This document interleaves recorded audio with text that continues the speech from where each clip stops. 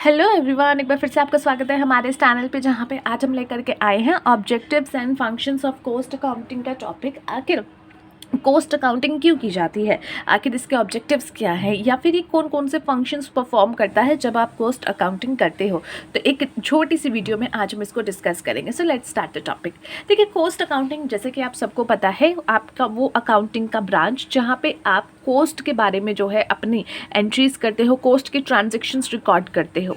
और यहाँ पे आपके लिए ईजी हो जाता है ये फाइंड आउट करना कि किसी भी प्रोडक्ट को बनाने में आपको कितना कॉस्ट लग गया है, या फिर किसी भी सर्विस को जो आप प्रोवाइड करा रहे हो उसको प्रोवाइड कराने की स्थिति में आपको कितना कॉस्ट लग गया है। तो सबसे पहला पॉइंट आता है ascertainment of cost and profit. यहाँ पे आप जो है जान सकते हो कि आपका कॉस्ट कितना लगा है, जो कि एक प्राइमरी ऑब्जेक्टिव है आपका कॉस्ट अकाउंटिंग का। कॉस्ट अकाउंटिंग की ही इसीलिए जाती है कि जाना जा सके कि कितना कॉस्ट लगा है और कितना प्रॉफिट आपने अर्न किया है आपके उस ईच यूनिट ऑफ प्रोडक्शन में। जो भी आप मैन्युफैक्चर कर रहे हो, प्रोडक्शन कर रहे हो, उसके हर एक यूनिट में कितना आपने जो है प्रॉफिट अर्न किया, कितना आपने उसमें कॉस्ट लगा दिया।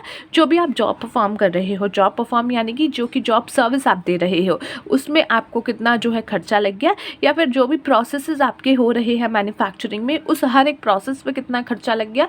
और ये सारी चीज़ें आप क्या करते हो, कॉस्ट अकाउंटिंग में जानते हो।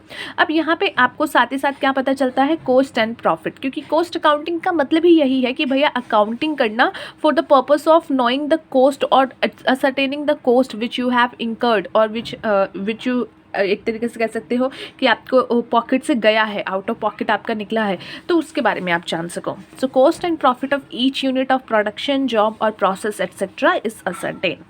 Next is cost control and cost reduction. क्यों इंटरेस्ट है आपको कॉस्ट जानने में? सिर्फ प्रॉफिट अर्न करने के लिए नहीं, बल्कि और भी चीज़ें जानने के लिए। ये जानने के लिए कि भैया ये जो कॉस्ट हो रहा है, क्या ये बिल्कुल वैलिड है या इसको कम किया जा सकता है। अगर कम किया जा सकता है तो कौन कौन से पॉइंट्स पे कम किया जा सकता है और कितना कम किया जा सकता है। सो यहाँ पे कॉस्ट आप जानते हो ना सिर्फ इसलिए कि प्रॉफिट के बारे में एक आइडिया लगा सको, बल्कि इसलिए भी कि अगर वो कॉस्ट ज़्यादा है, हमारी पॉकेट से ज़्यादा जा रहा है, या फिर एक जो डिटरमाइंड स्टैंडर्ड होता है, प्री डिटरमाइंड स्टैंडर्ड, उससे ज़्यादा जा रहा है, तो उसको कंट्रोल किया जा सके। So cost control and cost reduction के लिए, ताकि यहाँ पे आपका एम होता है कि आप प्रॉफिटेबिलिटी ज़्यादा कर सको और जो आपका कॉस्ट है उसको कंट्रोल करके रिड्यूस कर सको। स्पेशलाइज्ड टेक्निक्स आप यहाँ पे यूज़ करते हो, जैसे कि स्टैंडर्ड कॉस्टिंग। स्टैंडर्ड कॉस्टिंग का आप यहाँ पे यूज़ कर सकते हो कि पहले एक स्टैंडर्ड बना लिया, उसमें देखा कि भाई जो एक्चुअल खर्चा आया है क्या उसमें वेरिएशन है, इफ़ वेरिएशन है तो कितना वेरिएशन है और किस रीज़न की वजह से है। बजट कंट्रोलिंग करना, कि पहले से बजट डिसाइड कर लेना एंड देन अपने खर्चों को उसके अकॉर्डिंग मैनेज करना।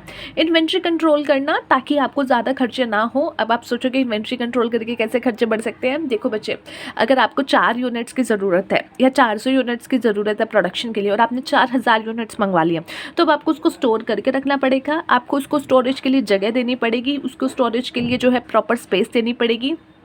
साथ ही साथ हो सकता है किसी जो है वॉचमैन को वहाँ पे बिठाना पड़े ताकि उसका ठीक तरीके से ख्याल रखा जा सके। और लेट्स सपोज एक चूहा वगैरह अगर आपके प्रीमाइसेस में आ गया तो वो सबको काट के खा जाएगा, तो यहाँ पे बहुत ज़्यादा आपका कॉस्ट लग सकता है। तो इसीलिए आपको जो है अपने इन्वेंट्री कंट्रोल करनी चाहिए, जितनी ज़रूरत है उतनी ही रखनी चाहिए, और जैसे ही वो एक लिमिट पर आ जाए उसको दोबारा ऑर्डर के लिए दे देना चाहिए। वैल्यू एनालिसिस करना, और ये सारी चीज़ें जो है आप यूज़ करते हो for this purpose. For what purpose? For purpose of cost control and the cost reduction. Next is guide to business policies. अब यहाँ पे जो है आपकी कॉस्ट अकाउंटिंग की जाती है ताकि बिजनेस पॉलिसीज़ को गाइड किया जा सके। यहाँ पे जो है मैनेजमेंट को आपको कॉस्ट अकाउंटिंग से कुछ ऐसी रिपोर्ट्स जनरेट होकर के मिल सकती हैं जिससे वो अपना आइडिया लगा सकते हैं about the cost, about the all खर्चास एंड कहाँ वो कंट्रोल कर सकते हैं। तो एक बिजनेस पॉलिसी बनाने के लिए भी जो है उनको गाइड मिल जाता है कि भाई कहाँ पे हमें क्या चीज़ें चेंज करके क्या पॉलिसीज़ अब जो है निर्माण करनी है। सो सर्व करती है the need of the management in conducting the business with utmost efficiency. Next is determination of selling price. ठीक है, यहाँ पे जो है आपको पता चल गया 100 रुपये की आपकी अब कॉस्ट लग के आ गई है।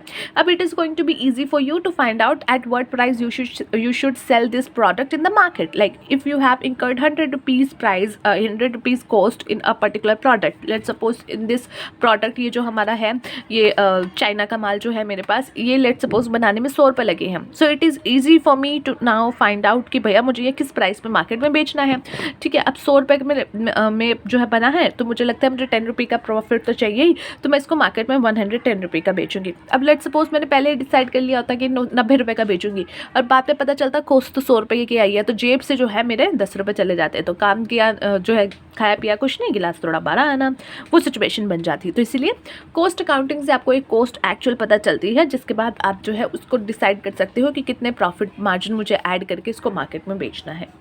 So that's it for today guys. Let's see you in the next video. Till then, take care of yourself and take care of your health.